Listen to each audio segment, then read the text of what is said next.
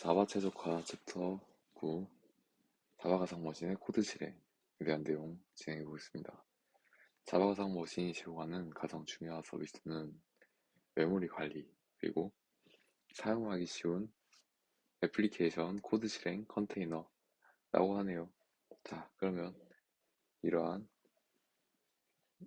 자바 가상 머신에서 JVM 스펙, VM 스펙은 뭘 의미하는지 한번 알아볼게요. 표준 자바 구현체가 코드를 실행하는 방법은 보통 VM 스펙이라고 부르는 자바 가상 머신 명세에 기술되어 있습니다. 그러면 바이트 코드를 해석하겠죠. 자바 가상 머신 인터프리터는 일종의 스택 머신처럼 작동하므로 물리적 CPU와는 달리 계산 결과를 바로 보관하는 레지스터가 없다.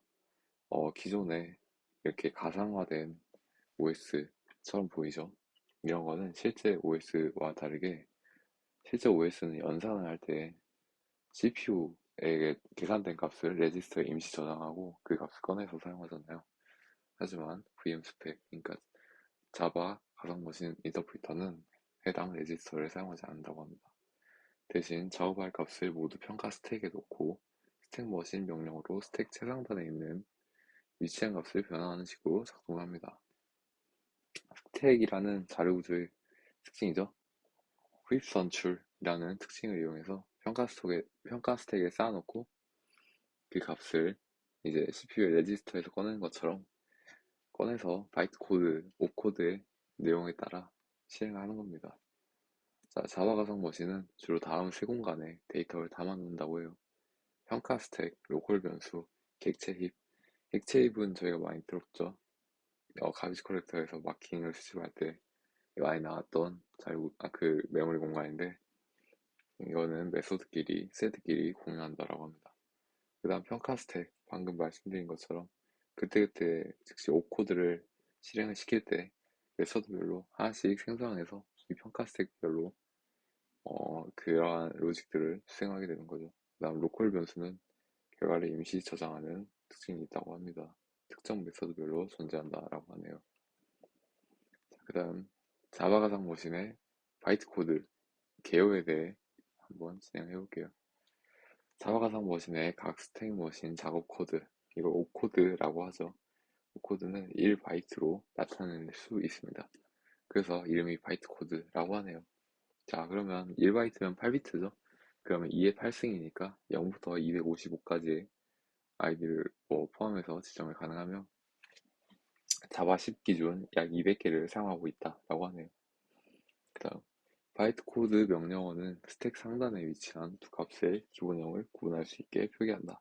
이건 무슨 뜻이냐면은 애드에서 파생된 이러한 바이트 코드 군집이 있을 거란 말이에요.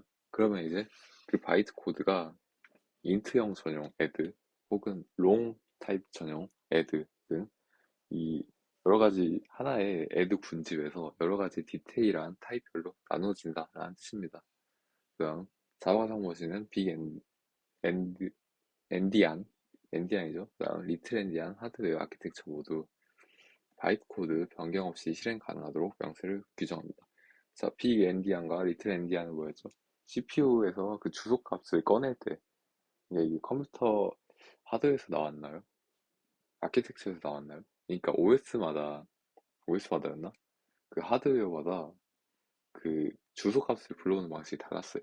그러니까 이게 주소값이 큰 곳에서부터 작은 곳으로 불러일 거냐, 아니면 작은 곳에서 큰 곳으로 불러올 거냐, 이 차이가 빅 엔디안과 리틀 엔디안의 차이인데, 바이트 코드는 빅 엔디안 방식을 사용하지만 리틀 엔디안 방식도 자바 가상 머신에 맞게 알아서 조절을 해준다는 소리죠. 그 다음 노드 같은 옵타임군에는 단축형이 있어서 인수 생략할 수 있고 그만큼 클래스 파일의 인수 바이트 공간을 절약할 수 있다. 그쵸? 단축을 해주니까 그만큼 메모리를 덜 써도 되잖아요. 그럼 그만큼 바이트 공간을 절약합니다.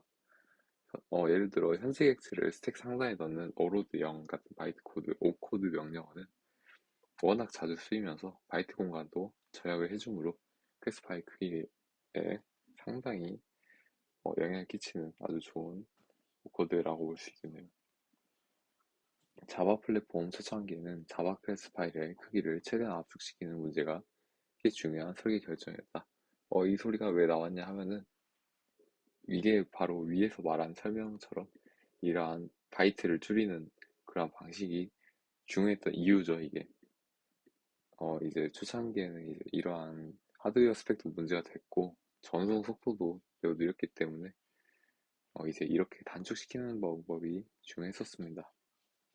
그 다음, 단축형 명령어, 타입별 명령어를 쓰다 보니 필요한 오코드의 개수가 급증했고, 여러 오코드가 개념상 동일한 작업을 나타내는 경우도 있다라고 하네요. 바이트 코드는 개념적으로 아주 단순하지만 바이트 코드로 나타낼 수 있는 기본 작업보다 훨씬 많은 오코드가 할당되어 있습니다. 아무래도 각자 케이스에 맞게 좀 더 세분화될수록 더 선행성 이점이 있잖아요. 그리고 이제 자바 10까지 이르러서 뭐 지금은 더 높지만 여러 가지의 신규 기능이 생겼을 거고 그 기능마다 더 최적화된 바이트 코드 방식이 있을 거기 때문에 여러 가지가 추가되다 보니까 200개에 이르게 되지 않았나 그렇게 생각합니다. 예를 들어 바이트 코드가 몇 개 안 돼 보이지만 if 오코드 패밀리, 오코드 군집에 속한 오코드가 상당히 많다라고 하네요. 실제 가수가 꽤 된다라고 합니다. 자, 그다음 이게 중요한 바이트 코드인데 그래서 설명을 유도 좀 더 세부적으로 적어놨고 한번 보도록 합시다. 메서드 호출 바이트 코드예요. 자바 프로그램에서 새 메서드로 제어권을 넘기는 유일한 장치라고 하네요. 자바 플랫폼은 지역 흐름 제어와 다른 메서드로 제어권을 넘기는 행위를 분명히 구분합니다. 자, 그래서 메서드 호출 카테고리 뭐뭐가 있는지 볼게요. 인복 벌추얼, 인수가 가리키는 메서드를 가상 디스패치를 통해 호출합니다. 스페셜, 인수가 가리키는 메서드를 특별한 디스패치를 통해 호출해요. 인터페이스, 인수가 가리키는 인터페이스 메서드를 인터페이스 오프셋 룩업을 이용해 호출합니다. 스태틱, 인수가 가리키는 정적 메서드를 호출해요.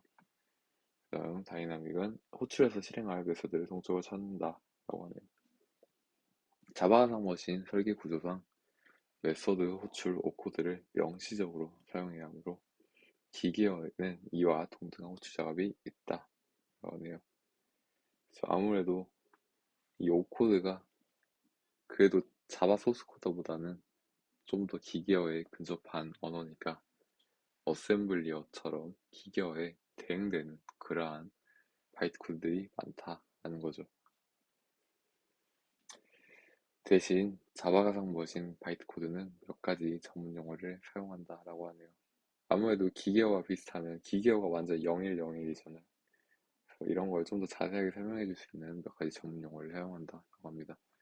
호출부는 메서드 내부에서 다른 메서드를 호출한 지점이다. 이 호출부고요.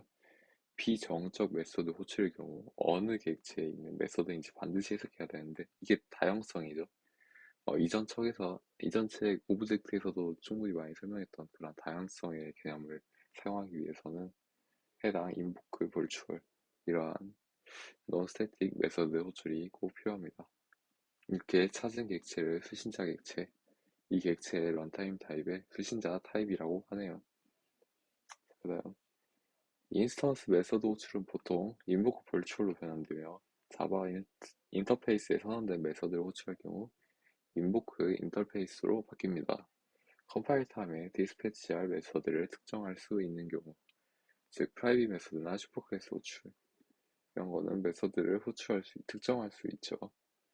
그러면 인보크 스페셜 명령어로 컴파일 되기도 하네요. 인보크 다이나믹은 자바 언어의 고급 기능을 지원하는 데 활용되고 있다. 자바 파일 람다 이런 곳에서 사용된다 라고 하네요. 바이트 코드는 구현 복잡도에 따라 대단위 바이트 코드와 소단위 바이트 코드로 명확히 구분된다 라고 하네요. 산술 연산은 매우 소단위 작업, 하스팟에서 순수 어셈블리어로 구현되는 반면에 대단위 연산, 상수풀을 룩업한다 라든가 메서드 디스패치가 필요한 작업들, 다양성 이런 개념 작업들은 하스팟 가상 머신을 다시 호출할 수밖에 없다라고 하네요. 참고할 부분으로 세이프 포인트를 넣어놨는데 자바 가상 머신이 어떤 관리 작업을 수행하고 내부 상태를 일관되게 유지하는 데 필요한 지점입니다. 세이브 포인트에는 실행 중인 애플리케이션 스레드의 아주 일반적인 반복으로 변경되는 객체 그래프가 들어있다라고 하네요. 이 객체 그래프에서 조절하겠죠. 일관된 상태를 유지하려면 자바 가상 머신이 관리 작업 수행 도중 공유 힙이 변경되지 않게 애플리케이션 스레드를 멈춰야 됩니다. 이게 상당한 성능상에서의 시간을 소모하게 되죠. 자바 가상 머신 애플리케이션 스레드 하나하나가 진짜 OS 스레드인 거는 이전 장에서도 많이 설명했었죠. 인터프리티드 메서드를 실행하는 스레드에 대해 옵코드가 디스패치되는 시점에서 애플리케이션 스레드가 실행하는 것은 유저 코드가 아니라 자바 가상 머신 인터프리티드 코드입니다. 이게 맞는 말이죠. 자바 코드가 컴파일돼서 인터프리티드 코드가 되니까요. 따라서 힙 상태 일관성이 보장되고 애플리케이션 스레드를 멈출 수 있게 돼요. 따라서 바이트 코드 사이사이가 애플리케이션 스레드를 멈추기 이상적인 지점이다. 가장 단순한 세이프 포인트라고 하네요. 이 세이프 포인트라는 설명도 되게 많이 나와요. 주에 설명하면서 좀 더 자세하게 알아보도록 합시다. 핫스팟의 특정한들. 핫스팟은 템플릿 인터프리터라 시작할 때마다 동적으로 인터프리터를 구축합니다. 인터프리터와 소스 코드조차 분석하기 쉽지 만만치 않아요. 단순한 가상 머신 작업을 구현하고 네이티브 플랫폼의 스택 프레임 레이아웃을 최대한 활용해서 상당히 많은 어셈블리 코드로 작성이 되어 있다고 하네요. VM 스펙에는 핫스팟 전용 바이트 코드까지 정해서 사용한다고 합니다.